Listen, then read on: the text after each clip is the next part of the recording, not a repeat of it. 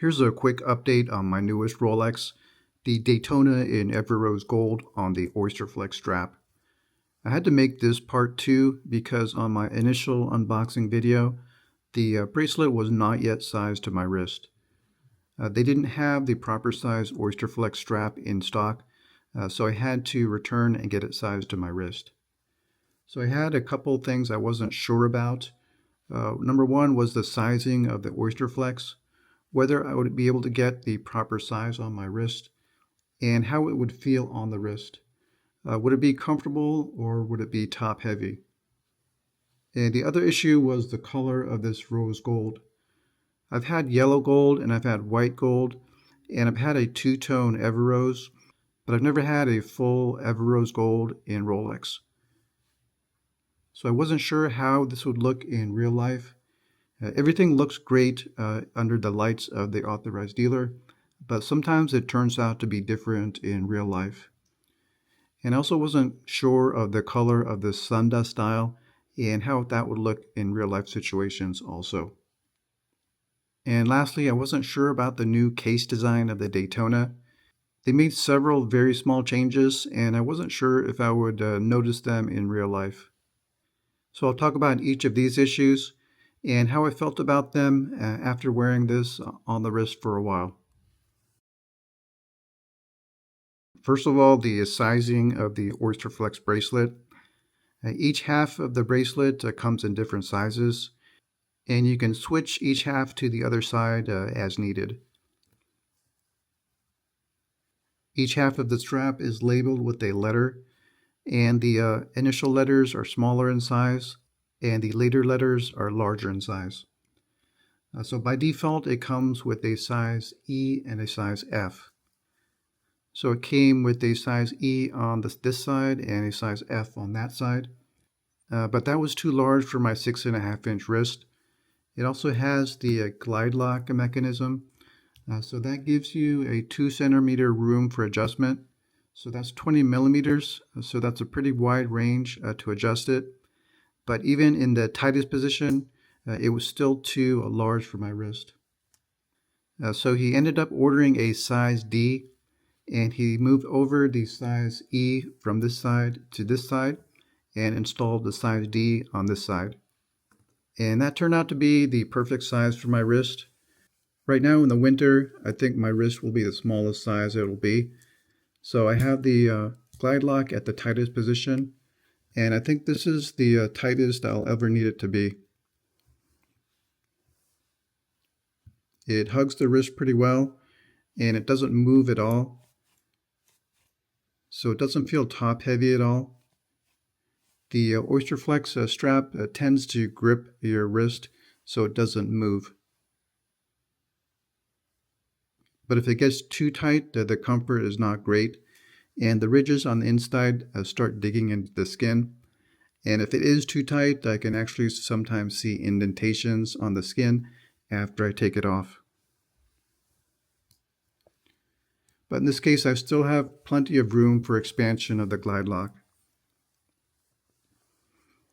On the inside of the Oysterflex strap, it has these ridges which help keep the strap off the wrist and give it ventilation to prevent your wrist from getting too sweaty. And they are very soft feeling, but even though they're this soft, if you wear it too tight, it starts to get uncomfortable, and these ridges start to dig into the skin. But I do tend to prefer wearing this snug on the wrist. If it is loose, the Oysterflex seems to stand off the wrist and looks a little bit too bulky.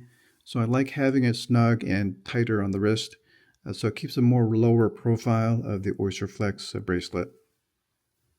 And my second concern was the color of this Everose gold. I didn't want it to look too pink or too red, but in the end, I think it looks more like a coppery gold, but with more shine and more luster. Compared with the yellow gold, this Everose gold looks more subdued, and it doesn't look as flashy, and it doesn't stand out as much as full yellow gold. And here it is compared to white gold. And I think this sundust dial matches the case color perfectly. It's in a very similar color, but just a paler or lighter shade, and it has more shades of silver in the dial.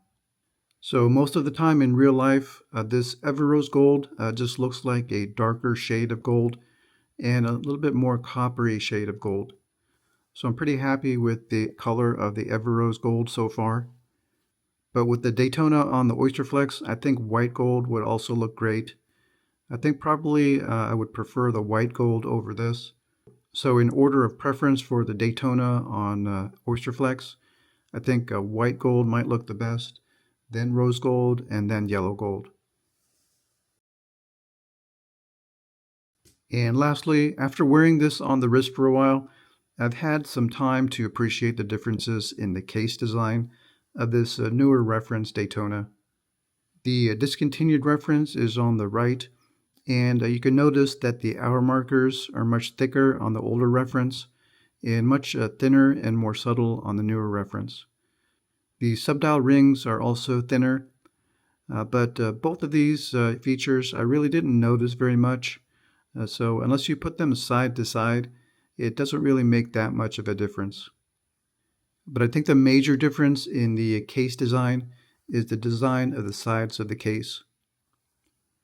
I didn't notice this very much early on when I did the unboxing, but the sides of the case on the new reference are flatter and a little bit less curvy than the older reference.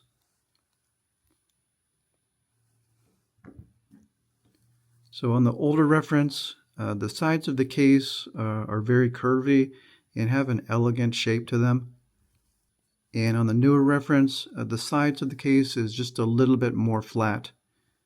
So it has a slightly boxier appearance, but it's not quite as severe as the slab-sided case on the GMT.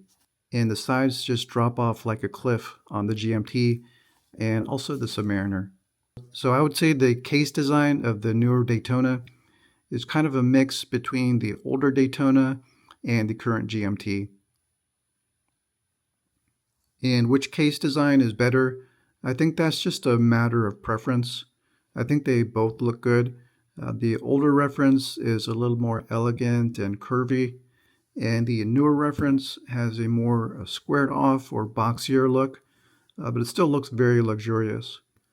So in addition to the sides being flatter, the Rolex Oysterflex also has this solid end link, and that gives a contrast between the case and the bracelet. So overall, it looks like a boxier or square-shaped design compared to the full gold Rolex Daytona. So in conclusion, I was just slightly disappointed with the Oysterflex bracelet. Maybe my expectation was too high, but I thought it would be slightly more comfortable than it actually is. It is very flexible, but when I wear it too tight or snug, these ridges start to dig into the skin, and over the course of the day, it becomes a little bit more uncomfortable. And compared with the full gold bracelet, the inside of the bracelet is so smooth, and if you can get the right fit with the full gold bracelet, I think this is just as comfortable as the Oysterflex bracelet. But the true benefit of the Oysterflex is that it has that sporty design and look to it, so it makes it more casual, and I think this makes it a great weekend watch. And I'm also slightly less concerned about scratching this up, but I still am concerned about scratching up the clasp because this wide band of polished Everose gold just seems very exposed and prone to scratches. And as far as sizing, I think the AD did a great job of sizing this to the wrist. It's pretty much centered on my wrist on the front and also the back. The clasp seems pretty centered right in the center. And as far as the other issues, I'm very happy with the color of this Everose gold. So I have no further concerns with that. And I think this is great to wear as a daily watch. Same thing with the color of the Sundust style. I'm pretty happy with that color, and I have no concerns about that either. I do like the new case design. It's a little bit of a refreshing change compared to the older style Daytona. So overall, with the new boxier look and the Oysterflex strap, This just makes it look even more sporty and casual.